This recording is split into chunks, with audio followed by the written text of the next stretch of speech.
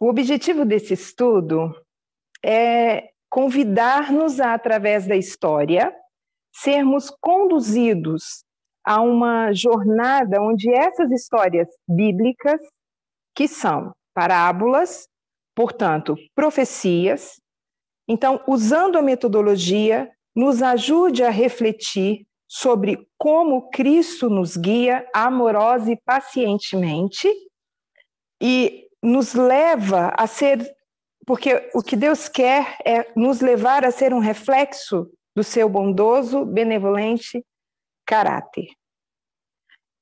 E, na continuação, dentro desse objetivo, eu vou estar trazendo uma fundamental reflexão de nosso relacionamento com Deus através dessas histórias e de todos os personagens que ali o representam através de símbolos e figuras e através da revelação dos profetas. Nós vamos ver figuras e símbolos que representam a Cristo e nós vamos ver figuras e símbolos que não o representam. Voltando à história, nós vamos poder, dessa forma, acompanhar, e eu vou começar lá do início, né, de como tudo começou, para que a gente possa fazer esse acompanhamento numa linha reta, e eu vou trazer algumas histórias, né? Então, a gente vai começar falando de Lúcifer.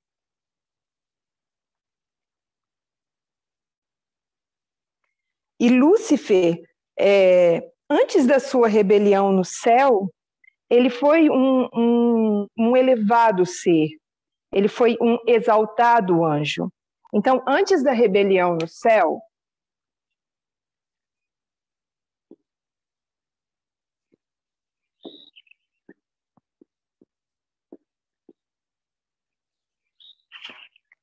Lúcifer era um exaltado anjo. E isso já era conhecido, essa exaltação já acontecia abaixo de Deus, né? Então, o primeiro em honra era Lúcifer, depois do Filho amado de Deus, depois de Cristo. O semblante de Lúcifer era como dos outros anjos de Deus, e era suave e exprimia felicidade.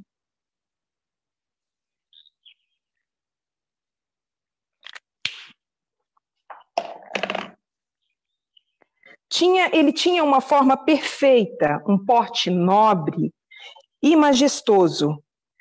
Uma luz especial resplandecia do seu semblante e brilhava ao seu redor, mais viva do que ao redor dos outros anjos.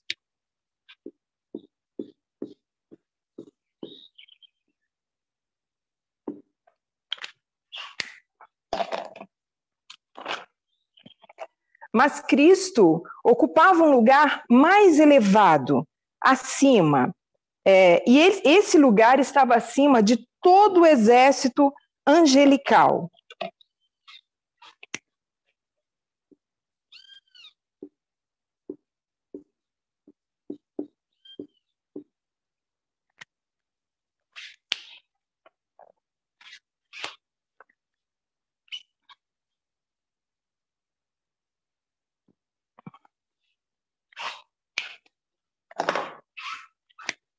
Lúcifer e Cristo.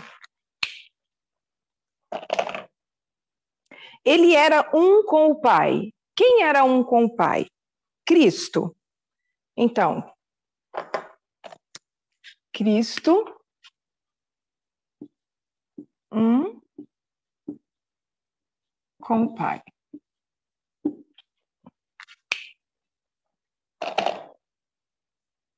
Cristo era um com o Pai antes mesmo que os anjos fossem criados. Lúcifer invejou a Cristo e gradualmente ele pretendeu, ele desejou, ele cobiçou o comando que unicamente pertencia a Cristo.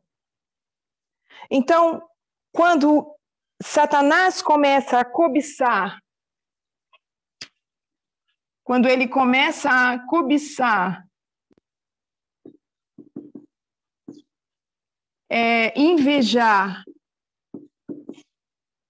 e desejar o lugar de Cristo, Satanás ele está alimentando, porque aqui fala que gradualmente ele foi fazendo isso. Então ele está alimentando seus sentimentos e emoções com relação a Cristo.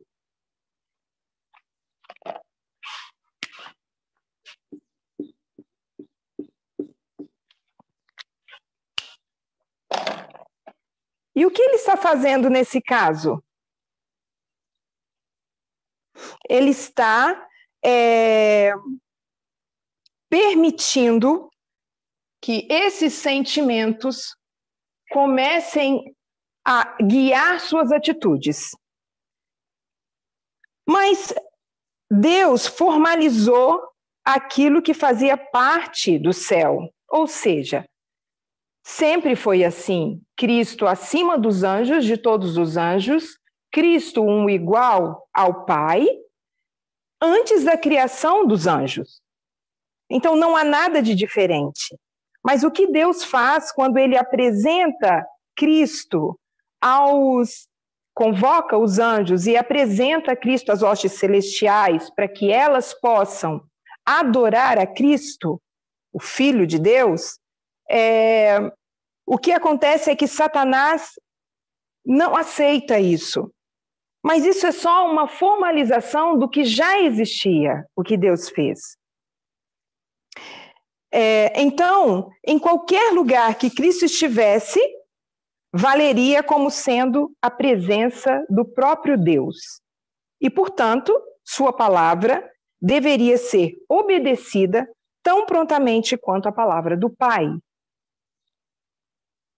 Cristo, então, devia trabalhar em união com ele, com o Pai, na projetada, que já havia sido projetado, na projetada criação da terra e de cada ser vivente que deveria existir sobre ela. Então, aqui, Deus dá autoridade a Cristo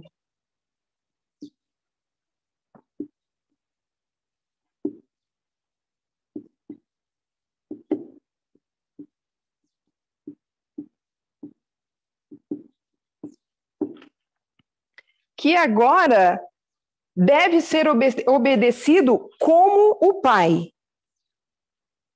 Ele vai ter o mesmo poder que seu Pai. Então, o Filho levaria a cabo sua vontade e seus propósitos.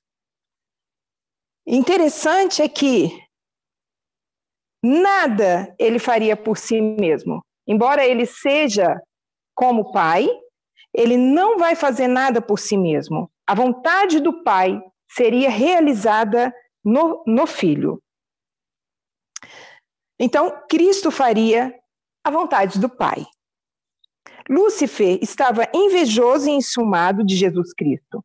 Mas quando os anjos se prostraram diante de Jesus, reconhecendo sua supremacia e alta autoridade e direito de governar, ele curvou-se também.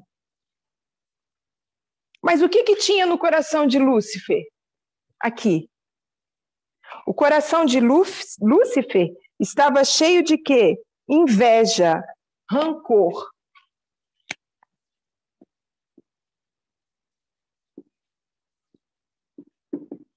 Que são os mesmos sentimentos que estão aqui. Aqui, ela acrescenta o rancor. Amplia. E eu me refiro a Ellen White. Então, quando Satanás se prostra diante de Cristo, e ele tem no coração os sentimentos de inveja, rancor, cobiça, ele está fazendo o quê? Agora, ele está fazendo uma falsa adoração.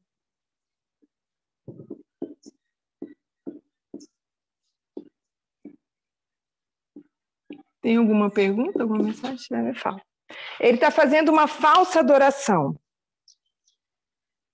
E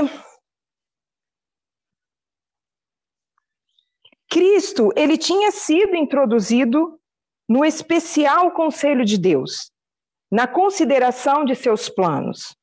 E enquanto Lúcifer não participara dele, ele não compreendia, nem lhe fora permitido conhecer os propósitos de Deus. Mas Cristo era conhecido como soberano do céu. Seu poder e austeridade eram os mesmos de Deus.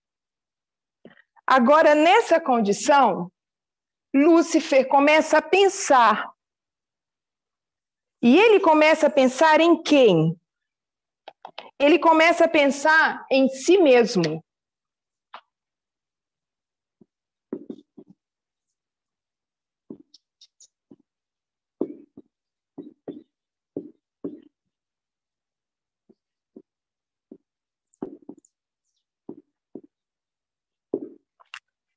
Então, agora, os olhos de Lúcifer não estão focados mais na divindade. Os olhos de Lúcifer estão focados em si próprio. Lúcifer pensou, como o favorito entre os anjos no céu, tinha sido grandemente exaltado, mas isso não despertou nele louvor e gratidão ao Criador. Aspirava à altura do próprio Deus.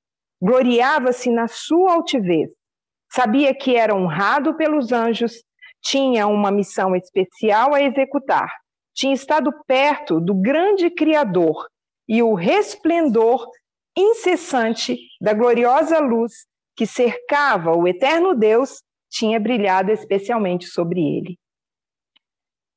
Ele pensava como os anjos o haviam obedecido, o exaltavam ao seu comando. Ele pensava nos prazeres que isso trouxe a ele. Não era seu vestuário belo e brilhante? Por que Cristo devia ser assim honrado ante ele? Insatisfeito e cheio de inveja contra Jesus Cristo, dissimulando seu real propósito, convocou as hostes angélicas. Quando Satanás faz isso, Cristo já foi apresentado, ele já se prostrou a Cristo, e agora ele, com esses pensamentos que ele está tendo, com esse guia que os sentimentos está tendo sobre ele, sobrepondo sua razão, ele começa a planejar. Então, dissimulando o seu real propósito, convocou as hostes angélicas e introduziu seu assunto. Qual era o assunto? O assunto que Satanás introduz é ele mesmo, e eles nem percebem. Satanás introduz ele mesmo, como alguém ofendido, irritado, e relatou a preferência que Deus dera a Jesus em prejuízo dele. Contou que dali em diante toda doce liberdade que os anjos tinham gozado estava no fim. Então Satanás traz a afirmação de que toda liberdade, doce liberdade que os anjos haviam gozado, agora estava no fim. E ele continua, pois não havia sido posto sobre eles um governador a quem deviam, de agora em diante, render honra. Serviu? O que Satanás está trazendo nesse momento?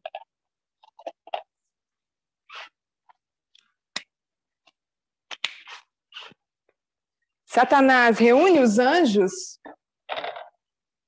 para falar de si.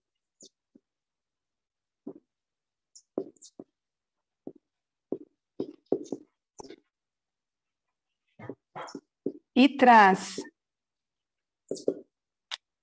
ele traz teoria de conspiração.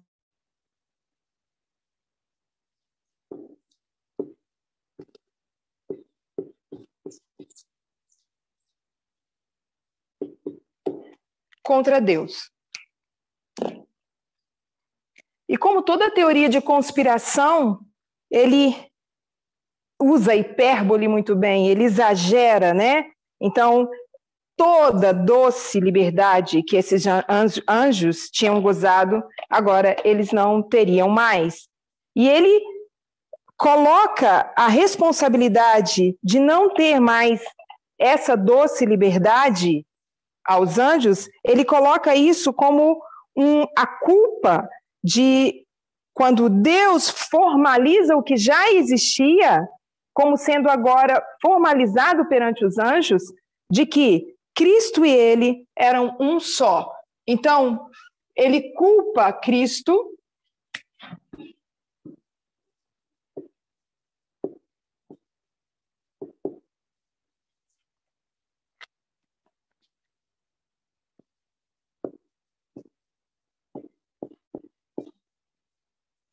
fazer mais para cá.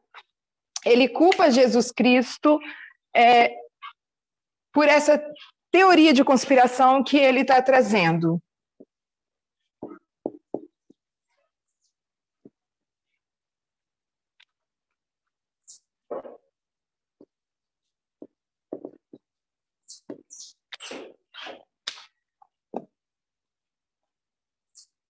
Num estudo com a Ancientez, ela trouxe para a gente que a teoria de conspiração, ela é a base. Quando ela pergunta, na linha de restauração,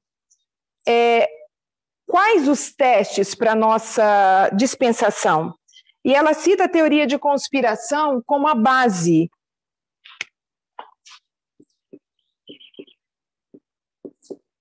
E quando a gente começa a ver história, desde história externa ou interna, e agora no início, a gente constata que é exatamente isso.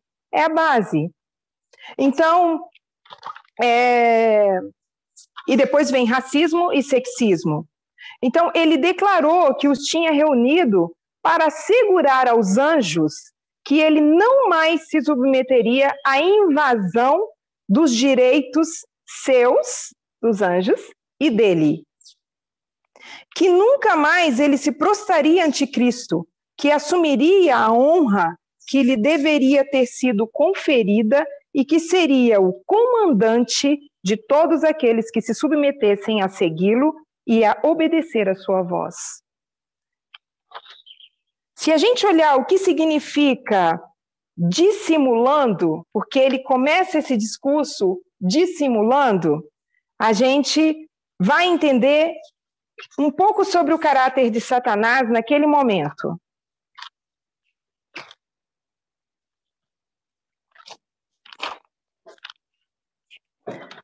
Dissimular. Dissimular significa ocultar os verdadeiros sentimentos. Então, ele faz um discurso, reúne os anjos e faz um discurso dissimulando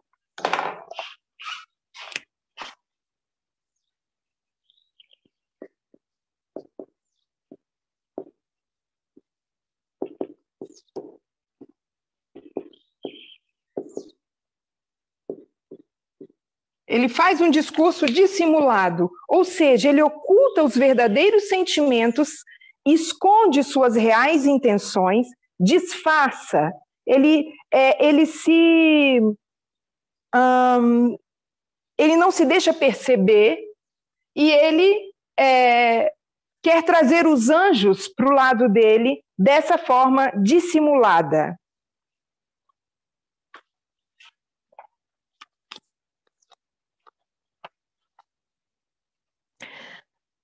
Ele diz que foi feita uma invasão dos direitos dele e dos anjos. É isso que ele diz. E ele chama esses anjos a obedecer seus comandos, se submeterem a ele, se unirem a ele. Houve controvérsia entre os anjos. Lúcifer e seus simpatizantes participavam, né? Na verdade, eles porfiavam, que quer dizer, eles discutiram intensamente sobre como reformar o governo de Deus.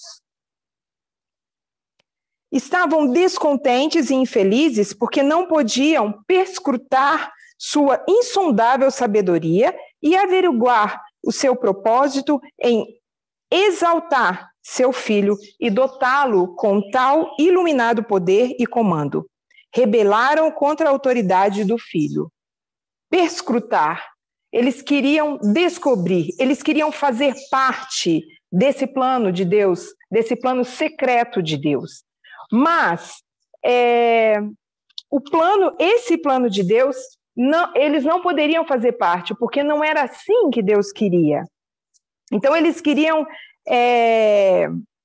averiguar, eles queriam saber de maneira minuciosa, corrigindo. Perscrutar é querer saber, querer entender. Eles queriam descobrir esse segredo, esse assunto que Deus não deixou aberto para eles.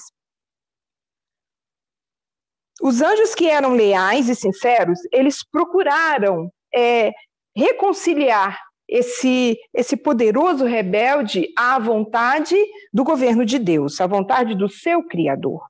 Eles justificaram o ato de Deus em conferir a honra a seu filho.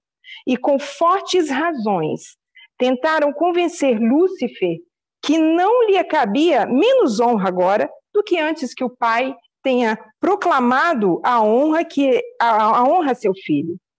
Mostraram-lhe claramente que Cristo é o Filho de Deus, existindo com ele antes que os anjos fossem criados, que sempre estivera à mão direita de Deus e sua suave, amorosa autoridade até o presente não tinha sido questionada. E que não havia nada que Deus falasse, não havia nenhuma ordem que Deus desse que tivesse trazido descontentamento para os anjos. Então, os anjos que estavam conscientes do lado de Deus, eles tentaram convencer Satanás a não fazer isso, a sair dessa condição. Eles insistiam que o receber Cristo, honra especial de seu pai, na presença dos anjos, não diminuiria a honra de Lúcifer. E que Lúcifer recebera até então. Então, os anjos, quando veem que Lúcifer continua com esse mesmo sentimento e as mesmas decisões, eles choram, eles se emocionam e eles tentam ansiosamente levá-lo a renunciar a esse mau desígnio e render submissão ao Criador. Pois até então, tudo fora paz e harmonia. E o que poderia agora ocasionar com essa voz discordante e rebelde? E aí tem o discorrer da história, e eu salto um pouco, e o que Lúcifer fazia era prometer para eles um novo governo. Então agora entra a continuação dessa teoria. Agora ele vai trazer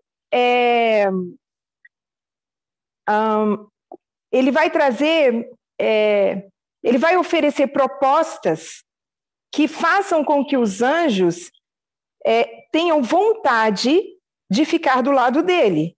Então, ele diz que ele traria-lhes um novo e melhor governo do que o que eles já tinham, e que no qual todos seriam livres. Mais teoria de conspiração. Grande número expressou seu propósito de aceitar Lúcifer como seu líder principal e principal comandante.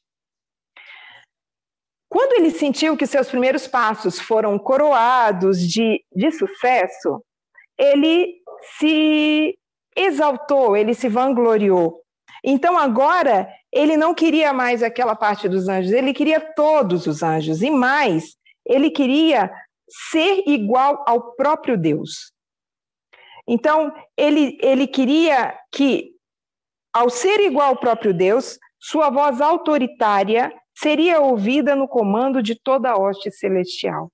Olha a dimensão que está tomando esses sentimentos dentro de Lúcifer, que estão guiando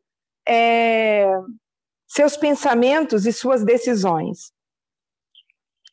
Então, agora, ele diz para os anjos, nós precisamos garantir sua liberdade, né? E que eles precisavam garantir sua liberdade, conquistar pela força a posição e autoridade que não lhes fora concedida voluntariamente. Então, agora, Lúcifer traz autoritarismo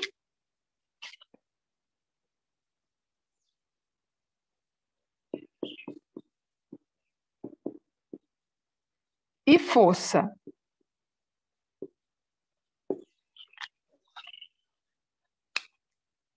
E agora ele quer conquistar todo o poder de Deus sobre os anjos e no céu pela força.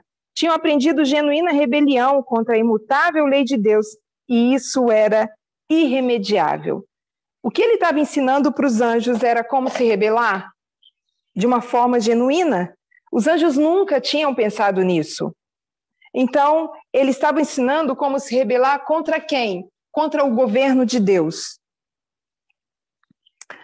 Deus declarou que os rebeldes não mais poderiam permanecer no céu. Seu estado elevado e feliz tinha sido conservado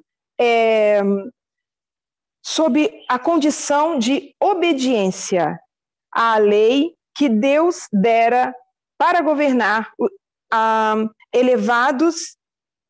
os elevados seres, e nenhuma provisão tinha sido feita aos que aventurassem a transgredir a sua lei. Como que Lúcifer era no início? Lúcifer tinha um sorriso feliz. Por que ele tinha um sorriso feliz? Porque aqui ele estava em obediência a Deus, ainda. Esse semblante, ele trazia isso, o estado elevado e feliz, né? Era a condição de obediência à lei que Deus dera para governar os elevados. Satanás tornou-se mais ousado em sua rebelião e expressou um desprezo à lei do Criador. Satanás não suportaria a lei. Declarou que os anjos não precisavam de leis, mas deveriam ser livres para seguir sua própria vontade, a qual os guiaria sempre retamente, que a lei era uma restrição à sua liberdade. Então, ele continua ampliando essa teoria de conspiração, ele continua fazendo promessas, falsas promessas, né? E ele diz que vai dar aos anjos o quê? Liberdade, que eles vão ter uma linha reta guiados por eles, vão estar numa linha reta, e que eles deveriam ser guiados por sua própria vontade. Quando isso acontece, ele diz que ele quer dizer que a condição dos anjos estavam precisando de aperfeiçoamento. Então, ele não pensava que Deus ele não aceitava as leis de Deus como algo justo. E só que Deus fez essas leis com a intenção, porque Deus não pensava como Lúcifer. Deus pensava da seguinte forma: ele tinha feito as leis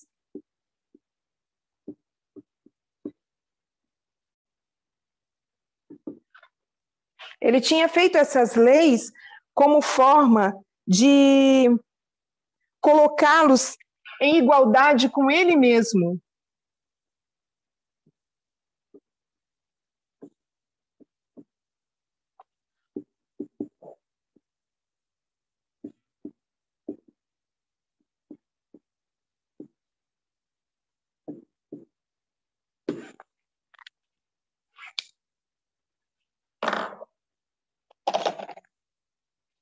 quando Lúcifer faz todas essas acusações, os anjos estão no céu, Deus dá a oportunidade desses anjos combaterem. Satanás já se dirigiu a Deus, cada um poderia falar, e Satanás, como líder, diz tudo isso, sobre que não precisa lei, que ele diz que a abolição da lei era um dos grandes objetivos da posição que havia assumido. Então, quando Satanás faz isso, os exércitos já estão postos para combater. Por que Deus permite essa guerra no céu? Porque se Deus não desse a oportunidade disso acontecer, os anjos que estavam insatisfeitos e que não tinham externado ainda a sua insatisfação e poder ter o perdão de Deus, eles não apareceriam, eles não se mostrariam, ou mais, porque Deus já dá essa oportunidade antes dos anjos ir até ele, e ele tinha mais quase a metade de todos os anjos do céu. Então, Deus dá a oportunidade do arrependimento a esses anjos celestes, e eles vão a Deus, e uma parte desses anjos se arrepende, Deus os perdoa, e eles continuam no céu. Mas por que Deus deixa essa guerra acontecer? Porque esses anjos que teriam que agora se posicionar entre o lado de Lúcifer e o lado de Deus, eles iriam mostrar o que eles tinham no coração, eles iriam assumir os seus sentimentos, o que eles queriam. E aí é nesse momento que acontece a guerra no céu e prevalece Deus, Jesus e seus anjos, e esses anjos eles são expulsos do céu. Então Deus vai fazer o que agora que ele já tinha em mente? A criação. Ele vai criar a terra, ele já tinha esse projeto com Cristo. Então, Deus cria a terra com toda a sua beleza, com toda a sua magnitude, e ele cria depois Adão e Eva. E eles não tinham pecados, eles estavam revestidos de uma cobertura de luz e glória, tal como a dos anjos. Então, agora a gente tem Adão e Eva.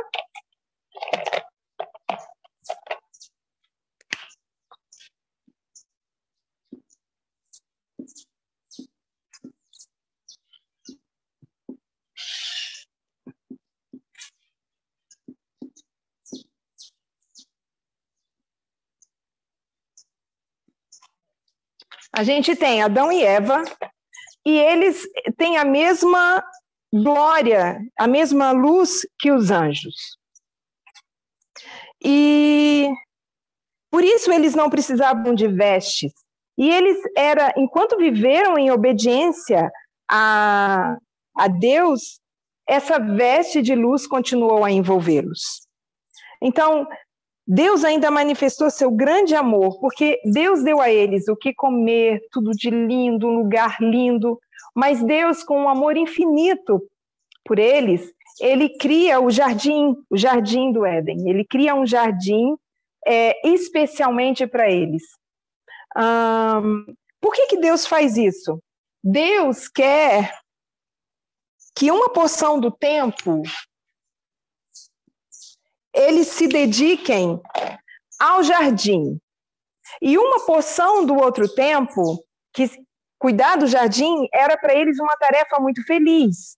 E a outra porção do tempo para receber a visita dos anjos, ouvir suas instruções e em feliz meditação. O labor deles no jardim não era algo fatigante, não. Era algo que era aprazível, né? E devia ser como o seu lar. No meio do jardim, perto da árvore da vida, Deus colocou a árvore do conhecimento do bem e do mal. Então, no meio do jardim, eles estão no jardim, e no meio do jardim, Deus coloca a árvore do conhecimento do bem e do mal. Perto de qual árvore Deus faz isso? Ele coloca perto da árvore da vida. Na verdade, a árvore da vida é que está no meio do jardim. Próximo dela é que Deus coloca a árvore do conhecimento do bem e do mal. Esta árvore, ela fora especialmente designada por Deus para que desse a garantia da obediência de Adão e Eva às leis de Deus. Ou seja, essa árvore, o não tocar nela mostraria obediência, fé e amor.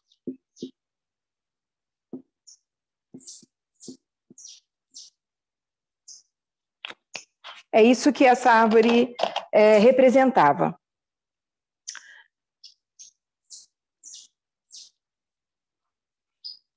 Deus queria testar a lealdade, né, deles, antes que eles pudessem ser considerados eternamente fora de perigo. Eles teriam o favor de Deus, eles conversariam com Deus, Deus conversaria com eles. Contudo, ele não colocou o mal fora de seu alcance. O que Deus faz agora? Satanás já é um anjo caído, e agora não é mais Lúcifer, é Satanás. Então, Satanás vai poder tentar Adão e Eva. Deus permite que Satanás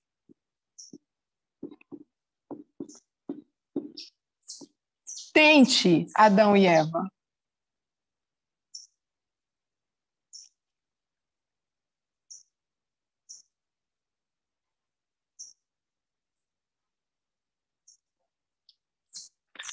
E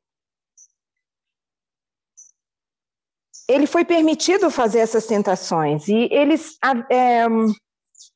mesmo assim, eles sabiam que tinha o perpétuo favor de Deus. Ok. Satanás agora ele estava apagando da sua mente a condição da sua felicidade. Ele apagando não, ele estava pensando e ele estava muito espantado com não sentir felicidade, que viu que a sua felicidade acabou, né? Quando ele olha para os anjos estão todos brigando, sem prazer nenhum, em rebelião uns com os outros, né? E o que Satanás procura? Ele procura uma reintegração com Deus. E o que ele faz? Bom, se ele pudesse voltar a ser como era, puro, verdadeiro e leal, ele alegremente abandonaria essa condição, né? Ele abandonaria, e mais do que isso, ele estava disposto a aceitar, a perder a pretensão de autoridade que ele tinha por si mesmo. Mas ele estava perdido, ele estava além da redenção. Por sua presunçosa rebeldia, isso não era tudo. Ele tinha levado 1/3 dos anjos com ele, ele tinha levado outros em rebelião com ele. E a sua própria condição aumenta em ser uma condição perdida. Anjos que nunca haviam pensado em questionar a vontade do céu ou recusar obedecer à lei de Deus, até que ele introduziu em sua mente, argumentando diante dele que pudessem desfrutar um bem maior, uma elevada e mais gloriosa liberdade.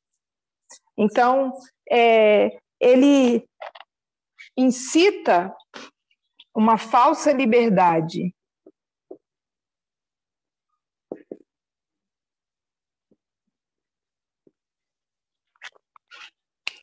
Mas ele ainda quer voltar. Então,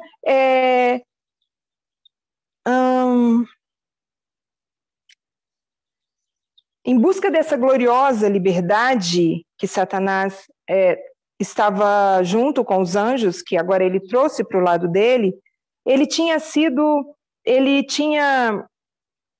esse sofisma pelo qual ele os enganara. Uma responsabilidade agora repousava sobre ele. Por quê? Todos esses anjos que ele levou com ele a morte eterna, a qual, de bom grado, ele teria renunciado. Então, Satanás ele vai procurar uma reintegração, e ele tremia ao contemplar o que ele fez. Ele estava sozinho meditando, e ele meditou sobre o passado, o presente e o futuro. E ele estava meditando isso sobre seus próprios planos. Sua poderosa estrutura vacilava como uma tempestade entre como um anjo do céu e agora um anjo expulso. Então ele vê um anjo do céu passando e ele pede uma conferência com Deus, com Cristo, e Cristo aceita. Ele diz que ele quer voltar ao favor divino, que ele estava arrependido por sua rebelião e estava disposto a tomar o lugar que previamente Deus lhe havia designado, se sujeitar a seu sábio comando. Quando ele fala isso para Cristo, Cristo chora. O infortúnio de Satanás, Cristo chora pelo infortúnio de Satanás. Quando Cristo chora, o que está aflorando em Cristo? Sentimento? Então, quando Cristo chora, ele está chorando por tudo que Satanás perdeu, pelo que ele deixou, pela consequência do pecado. Mas ele diz a Satanás, porque ele é um com Deus. Então ele se emociona, ele chora, mas disse-lhe como o pensamento de Deus, que jamais poderia ser recebido no céu. O céu não poderia ser colocado em perigo. Todo o céu seria manchado se fosse recebido de volta. Cristo sabia que o pecado e a rebelião originados por ele não iria permitir a sua entrada mais no céu, porque Cristo também sabia que nesse curto espaço de tempo não seria possível que ele tivesse conseguido tirar esses sentimentos de dentro de si. Ele não estava falando a verdade, né? As sementes da rebelião ainda estavam em Lúcifer, agora Satanás.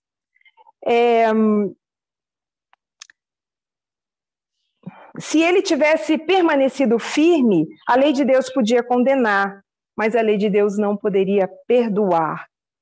Ele não se arrependeu da sua rebelião, porque visse a bondade de Deus, do qual havia abusado. Não foi por isso, né?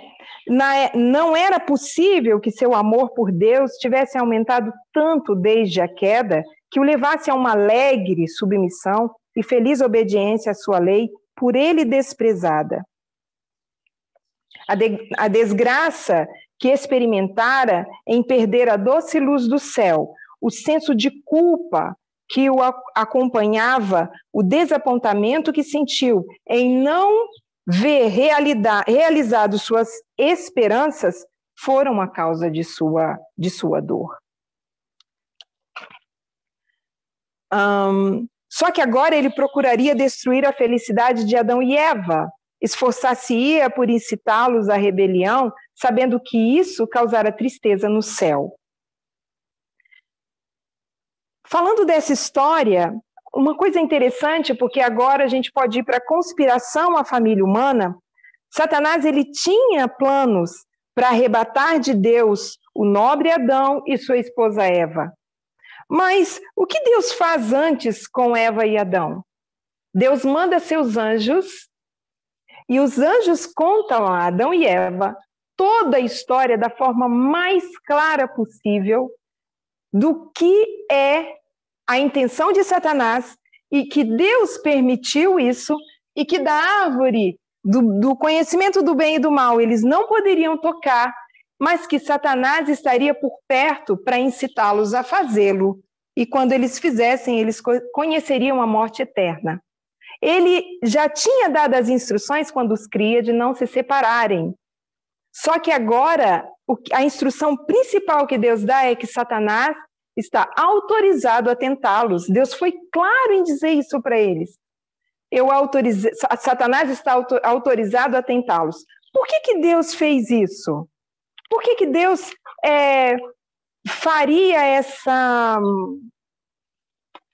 tomaria essa decisão com relação a Satanás, a Adão e Eva?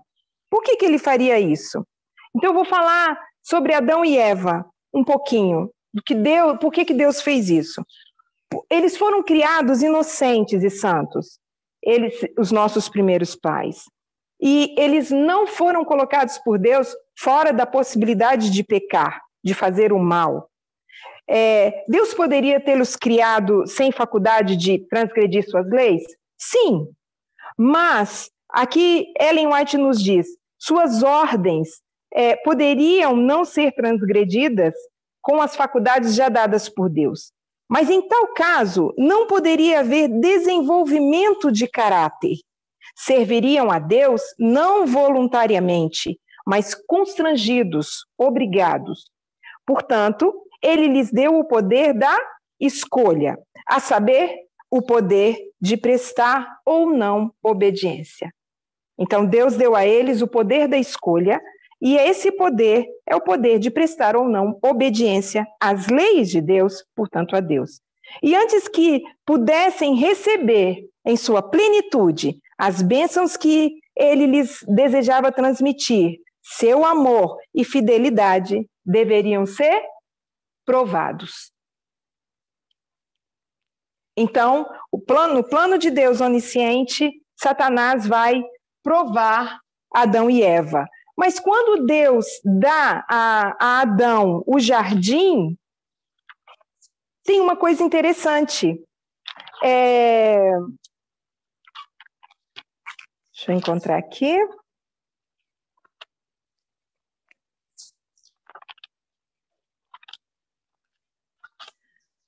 Quando Deus entrega o jardim para Adão e Eva, quando ele cria o jardim, ele dá a Adão uma coisa interessante. Ali o desprendimento foi a primeira lição moral dada a Adão. Desprendimento. O governo de tudo foi-lhe colocado nas suas mãos. E Ellen White diz, quais são esses governos que Deus deu a Adão? Julgamento,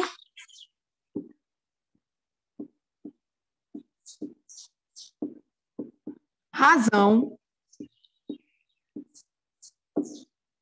e mais um, consciência.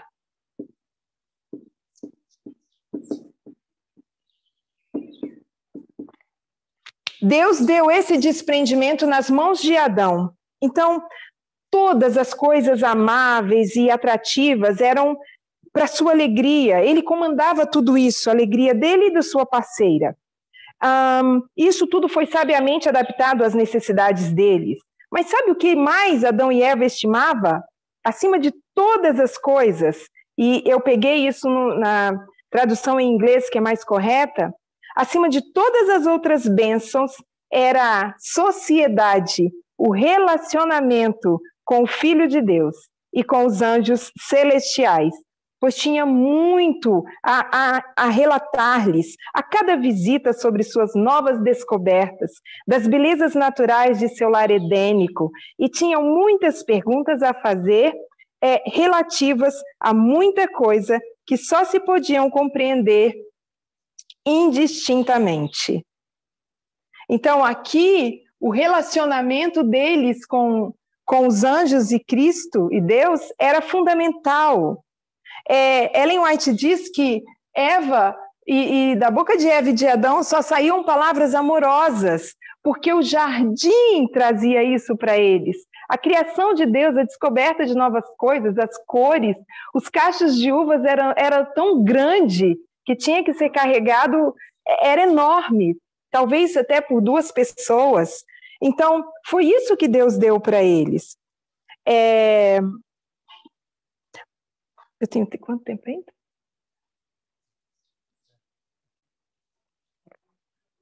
Então, Adão, ele foi colocado, então, agora, sabendo de toda a realidade, sabendo que eles poderiam ser tentados, Deus trouxe toda essa história para eles. Os anjos levaram a história para Satanás. E mais, Deus contou da guerra no céu. Ele disse que Satanás foi expulso do céu. Adão e Eva nem sabiam disso. Então, depois ele conta da tentação que Satanás estava livre para fazer a eles. Quando Satanás tenta Eva, e a gente vai ver, essa história é muito interessante, tudo é muito minucioso e interessante, porque é uma visão de Ellen White. Quando ele tenta Eva, e Eva primeiro se separa e fica vulnerável, porque ela se separou do seu esposo, ela sente a presença de algo que pode ser, que algo de mal pode acontecer, mas ela confia nela mesma. Então, esses sentimentos vão começar a brotar também em Eva, e não vai ser diferente com Adão. Então, Eva confia em si mesma para se resguardar. Ela poderia receber a mensagem da serpente. A serpente os animais nem falavam. Então, se ela ouvisse um animal falando com ela e falando aquelas coisas contra Deus, ela poderia ter ido junto com Adão falar com Deus, e eles estariam livres de perder o Éden, de pecar. Mas ela não fez isso, né? Então ela já estava junto com a serpente. Quando ela diz para a serpente que Deus disse para não tocar no fruto, nem comer, a serpente entende que agora ali ela tem um ponto forte, porque Deus não disse para Eva tocar. Então a serpente toca o fruto e não acontece nada com a serpente. Ela come, né, com prazer, e acaba oferecendo esse fruto a Eva, claro, dizendo que certamente não morrerás. Quando Deus disse certamente morrerás,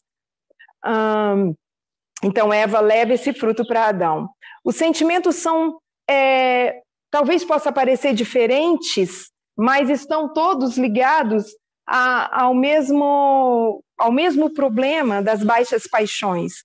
Então, o que acontece com Eva é isso, e ela come do fruto, ela quer ter o mesmo conhecimento que Deus, porque agora isso vai sendo alimentado até o ponto de que, não, eu vou ter conhecimento da vida e da morte, eu vou ter um conhecimento como Deus. Então ela passa esse fruto para Adão, e Adão olha surpreso, triste, descontentado, porque ele entende que aquilo era uma tentação. Aquilo não era de Deus. Então, quais os sentimentos de Adão? Adão decide que não vai deixá-la morrer sozinha, que ele vai assumir isso com ela, morreria com ela. Ele começa a olhar para a sua beleza. Eva agora é uma tentadora porque ela agora já está sob o efeito do que o fruto traria na mente dela. E rapidamente, Adão também, ao consentir com isso, ele também tem a mesma sensação, ele tem a sensação de que ela é mais bonita, ele tem a sensação de que ela o ama mais do que antes. E isso é muito interessante.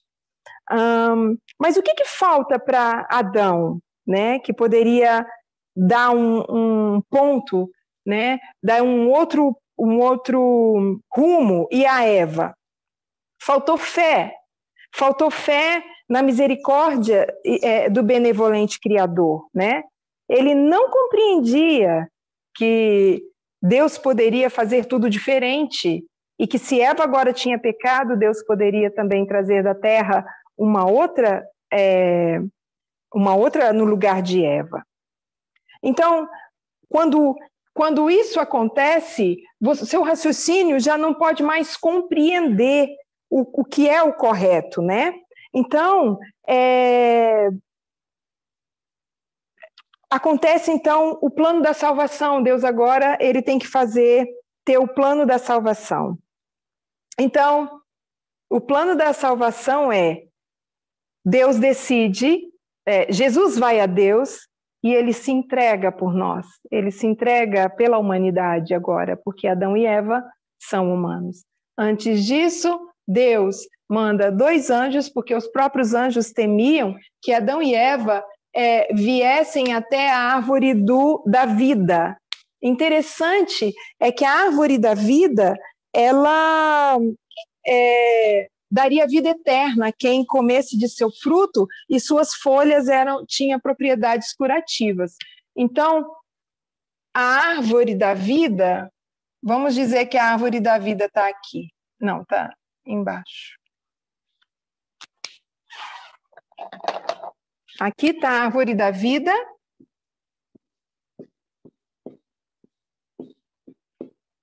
E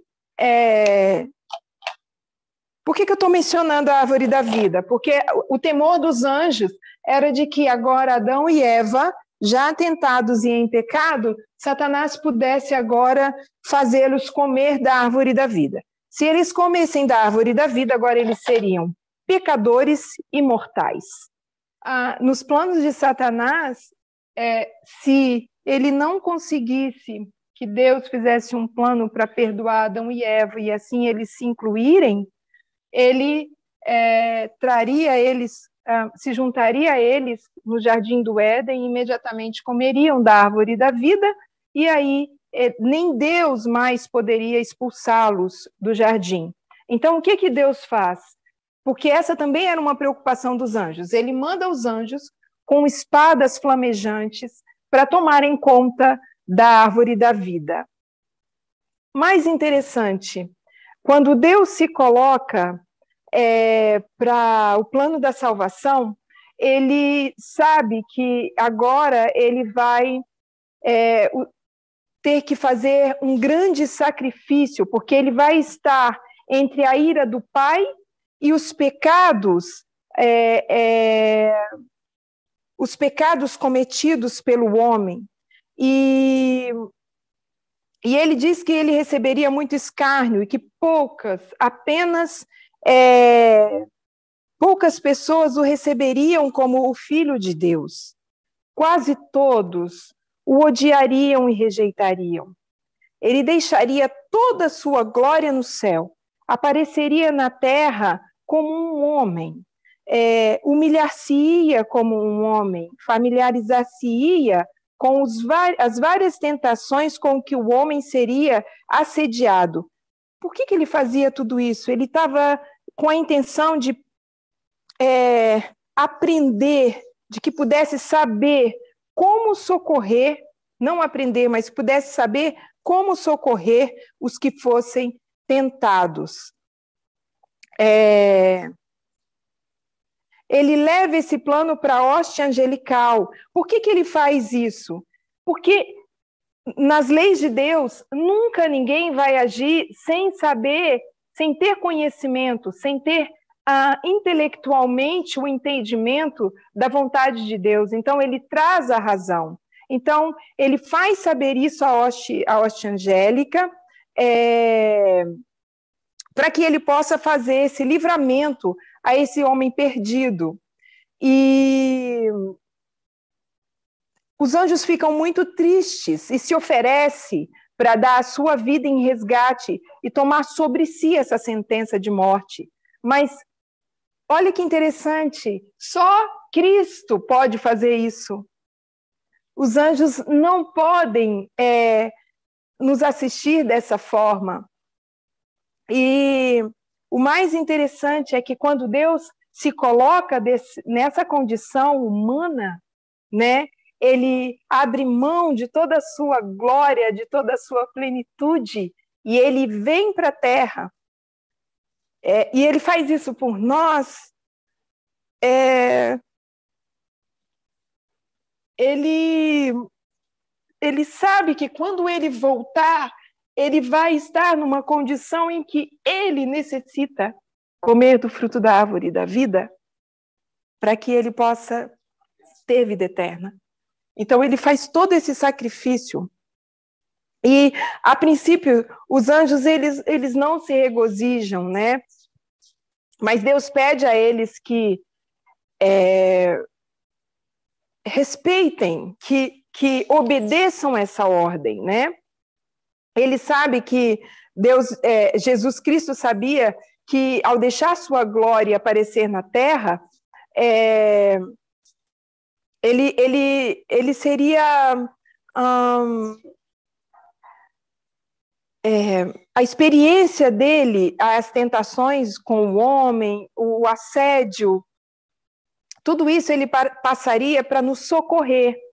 E, finalmente, depois da sua missão como ensinador, depois que essa missão se cumprisse, ele suportaria, ele seria entregue nas mãos dos homens e suportaria quantas crueldades, sofrimentos, Satanás e seus anjos pudessem inspirar ímpios homens para fazer contra Deus. Que ele morreria a mais cruel das mortes, suspenso entre o céu e a terra, como um pecador criminoso que sofreria terríveis horas de agonia. Perdão.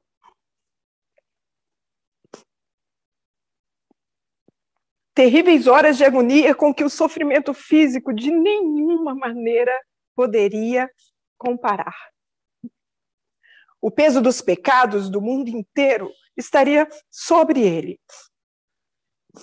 Disse-lhes que morreria e ressuscitaria no terceiro dia e ascenderia ao seu Pai para o homem transviado e culpado.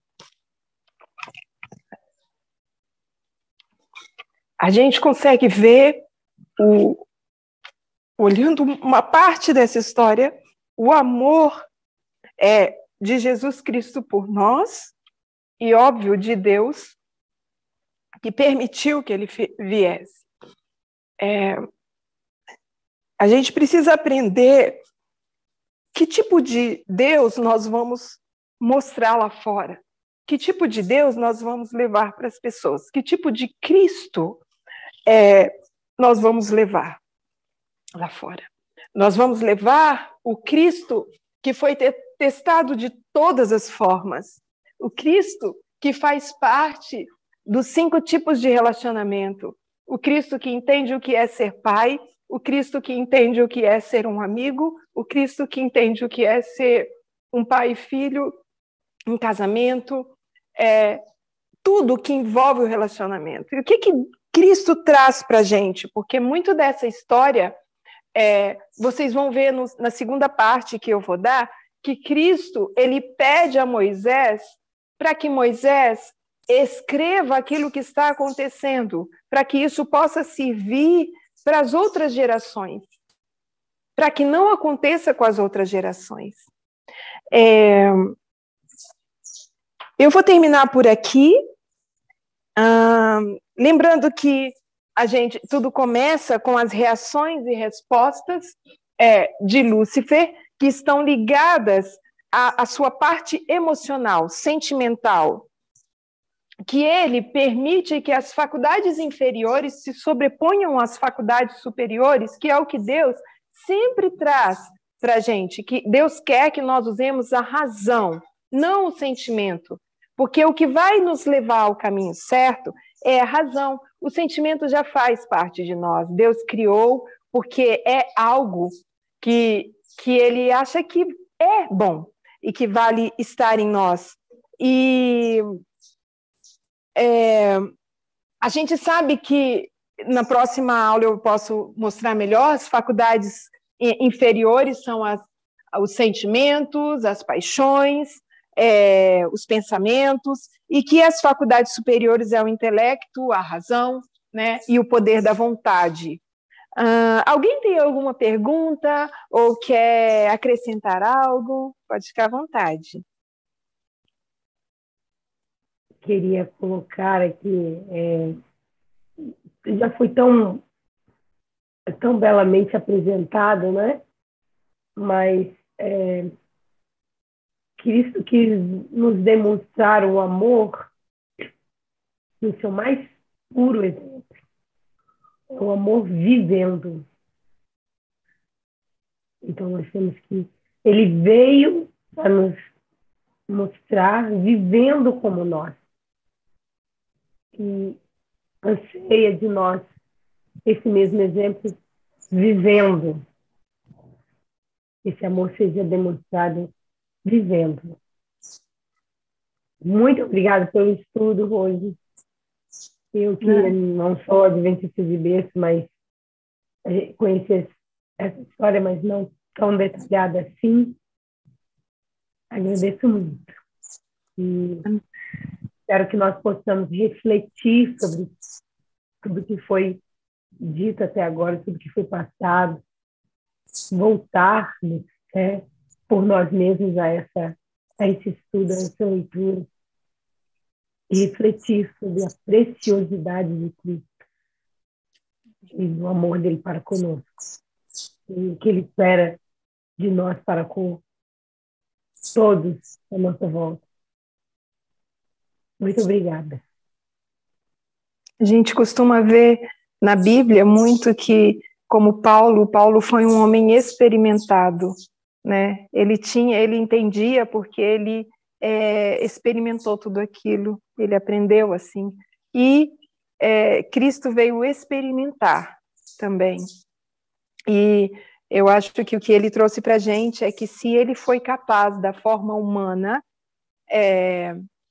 ele queria nos mostrar que nós também somos capazes, né?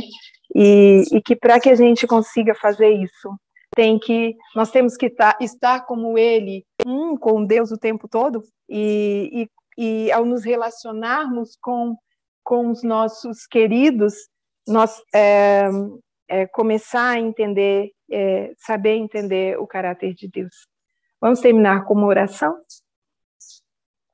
Querido Deus que estás nos céus, quão bondoso és em lutar tanto por nós e nos transformar de pessoas insignificantes depois do pecado em pessoas mais valiosas que o ouro de Ofir, porque o teu santo filho veio morrer por nós.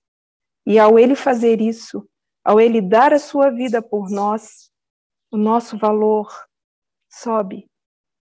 E aquela insignificância deixa de existir.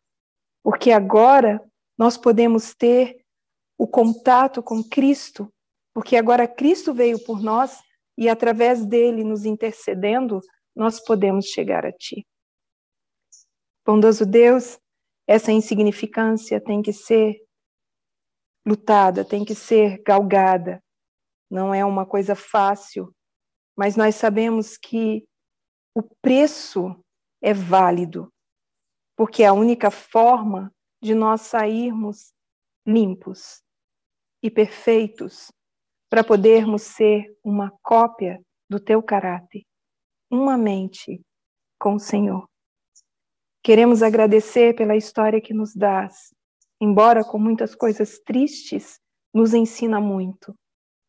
Sabemos que quando nos colocamos junto, nós nos comparamos, nós sabemos o quanto somos, às vezes, ingratos e cegos. Queremos pedir que o Senhor continue conosco e que nós possamos refletir, sim, sobre tudo que o Senhor tem nos ensinado e sobre a importância de compreender a tua liderança sobre o céu, a tua liderança sobre a terra e os escolhidos que o Senhor tem para liderar, para dividir isso de acordo com a tua vontade. Nós te pedimos e agradecemos, pedindo que o Senhor possa continuar conosco e nos abençoar a cada um de nós e que nós não nos esqueçamos do grande favor do teu Filho amado que se entregou para salvar as vidas de insignificantes humanos por puro amor e afeição e misericórdia. Que nós possamos fazer jus a tudo isso. Nós te pedimos e agradecemos humildemente, em nome e por amor de Jesus. Amém.